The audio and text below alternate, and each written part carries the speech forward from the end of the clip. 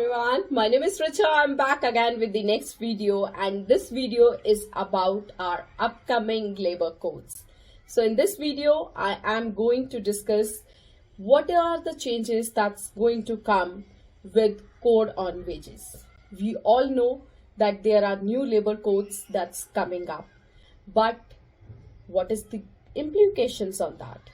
What is going to change? This video is just about the first labor code on wages. So code on wages is amalgamated with 4 labor acts of India, that's Minimum Wages Act, Payment of Wages Act, Equal Remuneration Act, and Payment of Bonus Act. By rationalizing these all acts, the government is going to frame the new code that will be called as Code on Wages. What is the purpose of the government to frame this code? Why the government is doing that? We might have seen the wage definition different in the different acts. Example, if we talk about the Provident Fund, in Provident Fund, the PF wages less than 15,000 basic salary, it's something different. And more than 15,000 basic salary, it's going to be different, which I will be explaining in my upcoming videos, what is PF wage. But if we talk about ESIC, ESIC gets calculated on cash annulments, maternity on cash annulments. We talk about the statutory bonus, the contribution is on basic. So different acts of India is giving us the different definition of the wage. So there was a need to have that rationalization and giving a uniformity by giving a new wage definition. This is what our new labor code is describing. So our new labor code is helping us to understand what would be the wage, and that wage will be there for all our labor acts. Whether it's PF, ESIC, gratuity, statutory bonus, everywhere the wage has to be the same, which the new labor code on wages will guide. What would be the wage? Now the question is that the government want that you have to pay compliances like PF, ESIC, gratuity, maternity, statutory bonus. These compliances you should pay at least on 50% of your allowances also. Earlier, if we talk about PF, if someone's wage is above 15,000 basic, means if basic is above 15,000 rupees, then we were only contributing up to the ceiling limit or up to the basic, correct? But now, in the new wage definition, government has divided the wage into the 2 parts. One is inclusion and another is exclusion. The basic is your inclusion, but certain things like HRA, anything related to conveyance, overtime, gratuity, there are total 9 things which are a part of the exclusions. And the government says your exclusions cannot go more than 50% of the total wage. That means the sum of all exclusions cannot be more than 50% of the gross.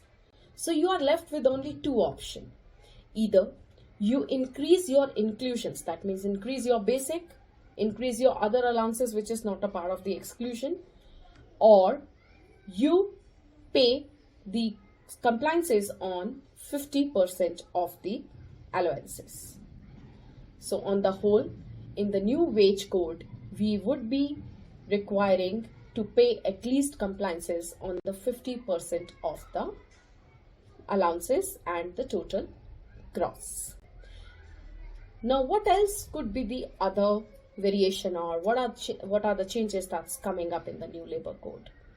The labor codes are you can say it's from 1950s. There was a need to change them because they all were focused on the workmen category, not specifically for the employees. So when the new labor code on wages will be implemented, that will cover even employees also. That means the payment of wages which were specifically under section 2F for minimum wages people now will be implemented for employees also. Then what are the changes? What's going to happen? You have to pay the salary by 7th of the next month. You cannot do the arrears. At the current scenario, when someone joins by the last day of the month, we usually say, okay, the 1 day pending salary, we will adjust in the next month's salary. Now it won't be allowed because the salary period would be maximum 30 or 31 days. You cannot do 32 in the new labor code. You have to do the full and final settlement by max 2 days, a very short timeline. So these are the major changes that's gonna happen with the minimum wages getting applicable to all sort of companies. Right now, the minimum wages is only applicable to Section 2G. There has been a list given by the central government and certain amendments by the state government. Only to such class of employments or establishments the minimum wages gets applicable. But when the new labor code will be implemented, then minimum wages is going to be applicable to every company. So be prepared, be ready, start giving your wages full and final settlement in 2 days. Create your structure like that so that your basic is always higher than other allowances. Don't process your arrears and make your salary day by 7th.